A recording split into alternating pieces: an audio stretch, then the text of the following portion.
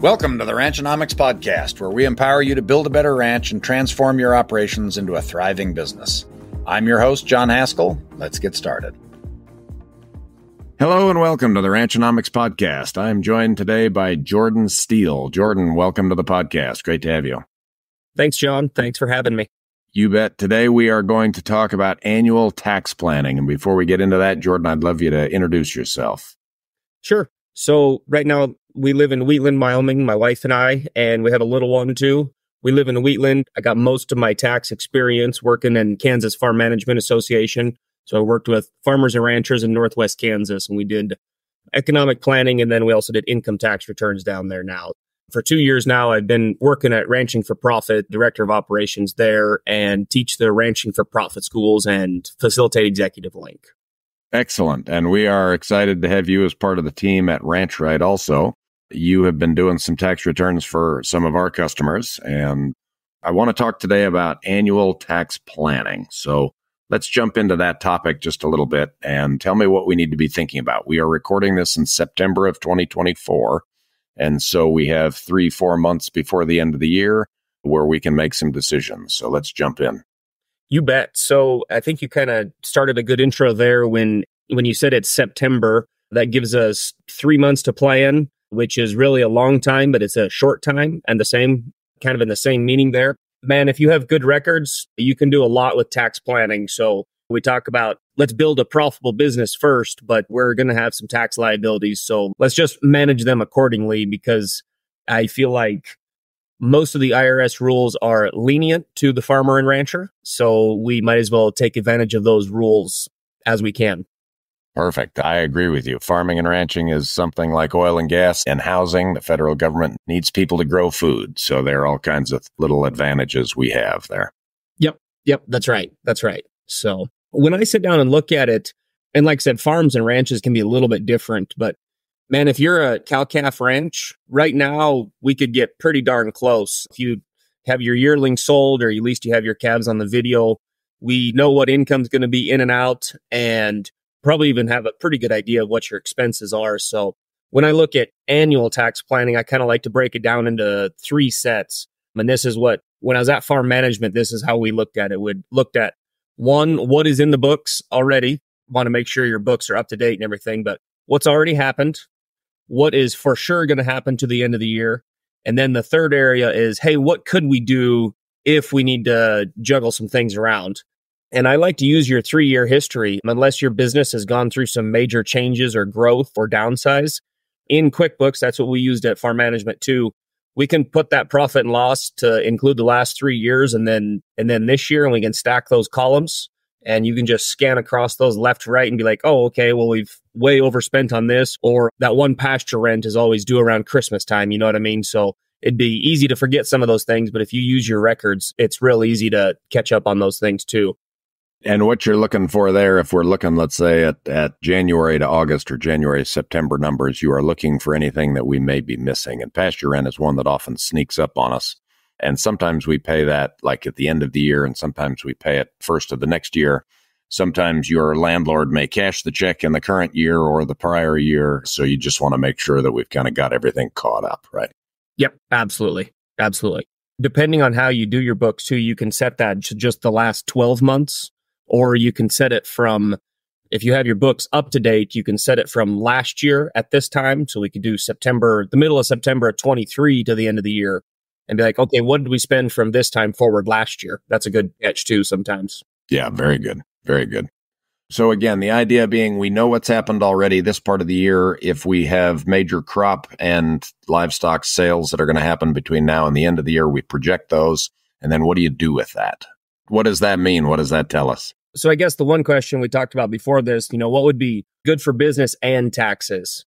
Like I said, if we look at everything in the books and what might happen, so the one thing would just be, we'll call them delays and prepays.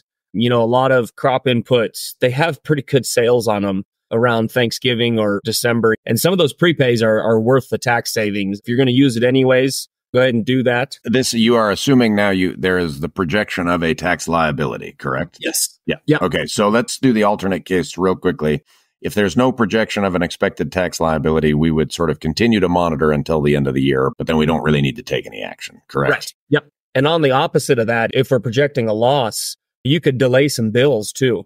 If whatever business in town is all right, with you financing a little bit, just roll it over and pay it in December. The opposite of that, again, is you could delay some sales. Once again, cow-calf ranches have a little bit of an advantage with, cows get reported different than calves. So if you're looking at selling a potload of cull cows or a potload of steers, depending on where your taxable income's at, it might not hurt you to sell those cows. So yeah, delaying sales or bills, depending on where you're at, could be a really good idea.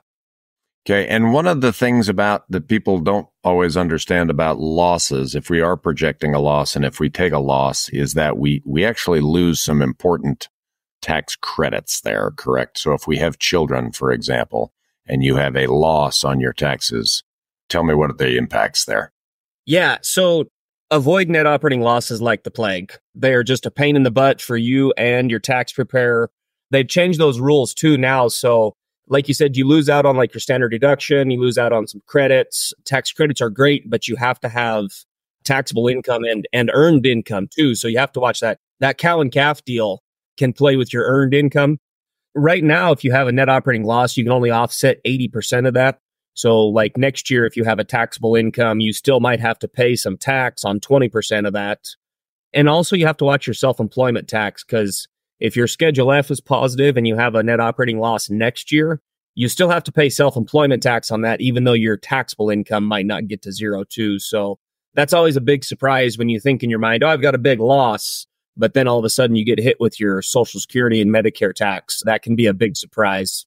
Right.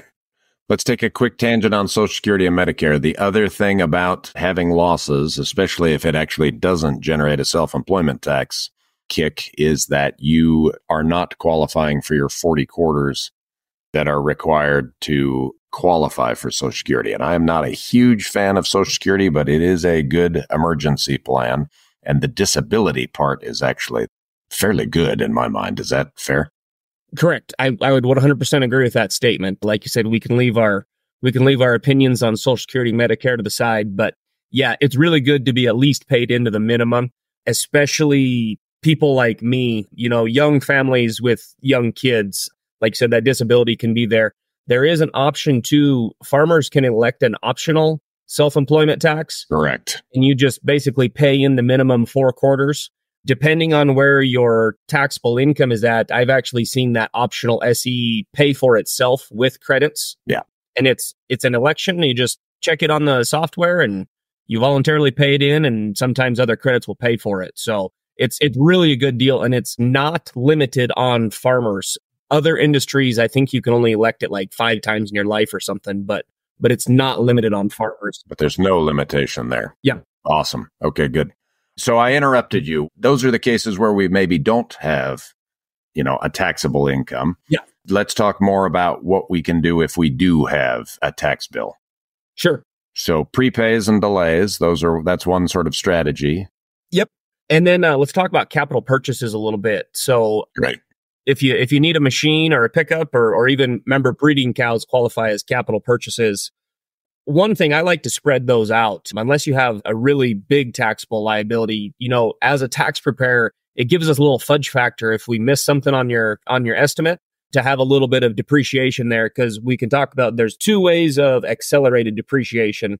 The first one is called bonus or special depreciation, and it's on its phase down now. So it used to be higher, but in 2024 returns, it's going to be 60% of the purchase price. So if you buy a $100,000 pickup, you default to take $60,000 of that this year, and then the rest of it will go out over 5 or 7 years, depending on what type of machine it is.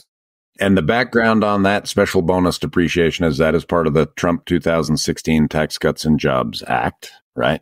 Yep.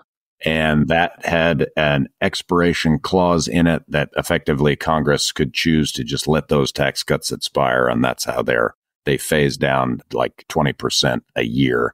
We're in the second year of the phase down that will continue for another 3 years, right? Yep. Because it was 100%. It's been around for a while, but I think a lot of it was like 50. When you go through old depreciation schedules, you can see the different percentages on on how they change. Yeah. So bonus is actually the default. If you don't want to use bonus, you actually have to elect out of it. And then the next type is Section 179, and you can take up to 1.2 million of that this year for 2024 returns. Unless you've invested about 3 million, then it does phase down a little bit if you spend over 3 million in capital purchases. But for most of us, when we're talking about, a couple $100,000 in depreciation, you can take all of that this year, and then the rest of it can go on. There is a little bit of difference. Section 179 is more common for the 5 and 7 year property. It goes up to 10-year property, but very few assets on a farm or ranch return are 10. So most of your cows and your machinery will qualify for Section 179 if you need all of it. And then bonus, if you build like sheds and stuff like that, that's more common to use the bonus there. So for longer term assets. Yeah. Yeah. Very good. I love the accelerated depreciation. Like I said, you can use it. It gives us a little fudge factor and spreading those capital purchases out. So you have one different one a year. You don't want all of that to be in 1 year and then you're not sure how to use it. You can't change it the second year, right? People have asked me if I can kind of pick and choose, and it's you use it or you don't, and then it goes out on the depreciation schedule over time. So I do like to compare those to your loan payments. If you buy a capital purchase out of profit, write it off. Absolutely, 100%. If you finance a capital purchase, then we want to be careful on how we use the accelerated depreciation, because you can rob yourself in the future years and have a big old loan payment without any tax deduction. And that's where the tax bill comes in at a time when you probably don't have cash either. Right. And so this is an important thing to always remind people. Loan payments are not tax deductible. The interest is tax deductible if it is for a valid business expense, but a principal payment is not. And so people get themselves into trouble because of the difference between cash and tax, right? Where you can take a tax benefit early and then not have the cash later when it's time to make the payment. Good. Really good point. Yep. What else? You can always bring up IRAs if we have a tax liabilities. There's traditionals and SEPs and 401ks. And I'll be honest, retirement planning is hard. The tax deductions are different for every industry, for every person. If you have a W-2, if you don't have a W-2. So you can use them, like you said, kind of like the Social Security comment. We can leave those to your own discretion, but you can have some tax deductions in there. At Ranch Right LLC, we believe your ranch deserves more than just survival mode. You deserve to thrive. Our experienced accountants and business coaches will help you get control over your financials so you can focus on what you do best, running the ranch. We offer a comprehensive process that includes bookkeeping, consulting, and even training tailored to your needs. Don't let your financials slow you down. Visit ranchrightllc.com to schedule your free consultation and let Ranchright take care of the numbers so you can take care of the rest of it. Very good. What else? We always talk about, I always use the word managing, not minimizing taxes. Good. So if you kind of take your inventory, like if you have $1 million worth of cows, you can kind of just do a tax estimate based on your inventory and let's run it through. So there's kind of one of my economist colleagues in Kansas, he always talked about there's a deferred tax and there's a contingent tax. So, you pay tax every year, or at least we want you to pay some tax every year. But the deferred tax is like, how much do you have in prepays and carryover inventory and kind of what could you sell there? And then there's also the contingent tax on what if you sold everything? So I'm good with deferring tax. Like I said, we might as well use that cash in our business and not lend it over to someone else. But just be aware of it. It's pretty common for somewhat what I would say small to moderate sized farms and ranches to have, $100,000 in deferred tax, where if something were to happen and they sold everything, I've seen people not be able to retire because we have to chew through that deferred tax for a few more years before they can retire. So like I said, I'm good with it, but just be aware of how much it is out there. You mentioned earlier sort of stage of business, right? With regards to Social Security payments, probably something similar here, right? If we are late in our career with massive deferred tax, yes, amounts, we probably want to start working that down earlier rather than later, right? Yes. If you're 30, 35 years old and plan to work for another 30 or 35 years, then maybe it's not quite as big an issue. Right. Yep. Yep. Kind of stage of business you brought up there too. We can look at your total debt load.